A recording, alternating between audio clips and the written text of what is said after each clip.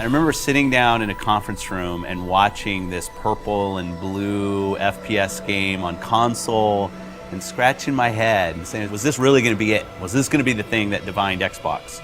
And obviously 10 years later it proves that that was the kind of the seminal moment for us, the beginning of Halo as an Xbox game. Not only did Halo 1 bring the FPS to the console, it also brought story. Cortana. I've spent the last 12 hours cooped up. The combination really established sort of a new genre, if you will, of FPS console story expectation. Halo did a lot of really conventional storytelling through cinematics and cool voice acting and great music, obviously.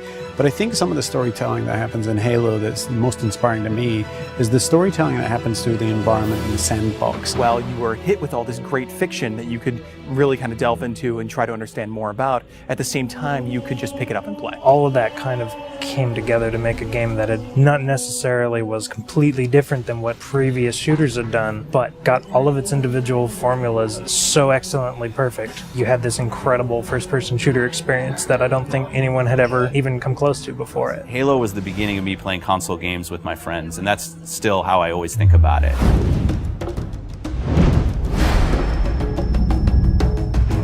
I think people have been asking for a remake of Halo 1 since Halo 2 was announced. I like to go all the way back to the day that Xbox Live came out, and the demand for Halo 1 and the ability to play, say, co-op over Xbox Live kind of started, and it built up over the years and over the years. It was the perfect timing since the 10-year anniversary was coming up. It occurred to us that there's this entire generation of people who never played the original game. If you're an 18-year-old gamer today, you were 8 when Halo came out. We did due diligence on a number of partners. The number one requirement was that it didn't impact gameplay at all. You have a classic. You have something that's just magical, right? If you go and tinker with it, you're going to lose that magic. What we really needed was someone who could work with our existing physics and gameplay engine. Saber popped up really quickly. They're like, yeah, we can do this. We can make the game look like a current generation game, and we can do it by using the original Halo 1 engine. The gameplay in Halo 1 is what's called deterministic. In other words, if you feed the engine the same input, the game will behave in the same way. And if you can apply this principle across a network, you can have two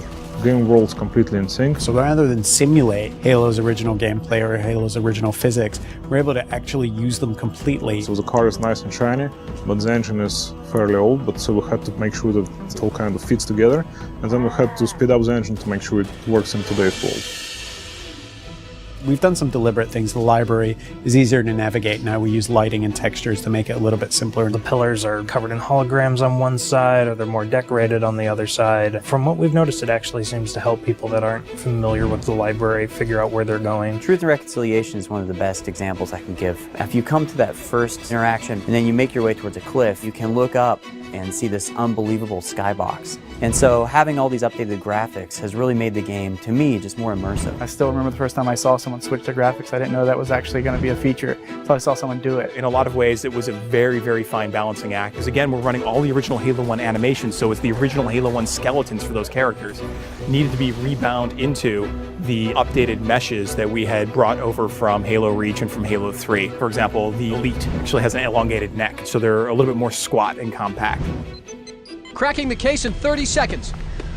Welcome back, sir. We'll have you battle ready stat. Master Chief's iconic, and he has to look like a hero, and he has to look just right. Chief's armor was a tough process. We went back and forth on that for a long time. Originally, we were using a Mark V armor that's built in the multiplayer component of Reach. We just kept coming back, and it just didn't look like Master Chief. The first stuff we put out around E3, I think the forum reaction was instantly, Chief looks wrong, his visor's too big, the color's all wrong. Some people thought we were doing it intentionally as a retro. If you saw the original Chief from like 1999 era, he had a really tall, very matte reflective helmet. It actually looked similar to that. The thing about this group working on this project is that we are very, very passionate about getting this right. We iterated on that probably 6-7 months before we finally got a final Chief's armor that I think looks awesome. One of the number one asks that we had for a Halo remake was we want co-op over live. The original Halo 1 campaign experience had already been designed for cooperative play.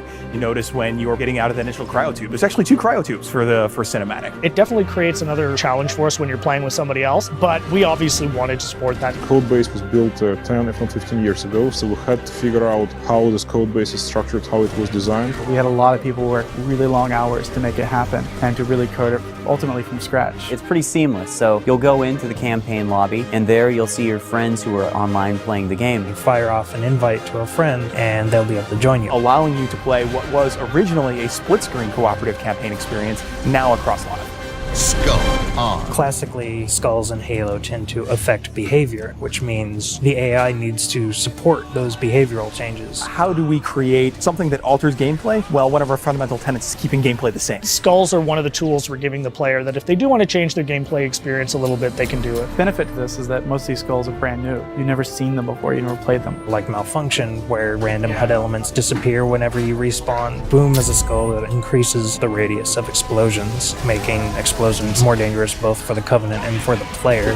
That in combination with something like Grunt Funeral means that you become very afraid of grunts. We must continue. This way, please. There are a few features that got into the game that turned out better than we expected, and 3D is probably the number one. It was unexpected, it was a bonus, and I don't see 3D very well, but it really worked for me. So for some reason it just pops in Halo in a way that it doesn't in other games or even movies. Yeah, I'd say the feature that surprised me the most was Connect. So we've got a number of voice commands throughout the course of the game. Things like grenade, reload. At a point during the game when you're playing, you can say analyze, and this mode comes up where you can almost capture items. So you move your cursor over, say, an elite or a grunt, and in the library, you can go in there and see the things you've captured, move the model around in 3D, and it gives you a bit of a breakdown and explanation of what those characters are. For me, when I think about Halo, I think about looking around and just the scope and the scale of everything. This is the game that started it all, and people can really dive in and play and remember what it was like to play it 10 years ago, and if you didn't play it 10 years ago, you can see what it was like 10 years ago. It's the quintessential walk down memory lane with a much better visuals. Ultimately, the thing you learn is it doesn't just look modern, it feels completely modern. Completely remastered campaign, great additional features like co-op over live, skulls, terminals, 3D, Connect, and multiplayer. Once you see it for yourself, I don't know, really, it's a pretty awesome experience. There's a lot of stuff in there for $40. We're actually really excited about the fact that there's so much there, and it's a real smorgasbord of stuff for people who enjoy Halo. One of the best values that you'll find this holiday season by far.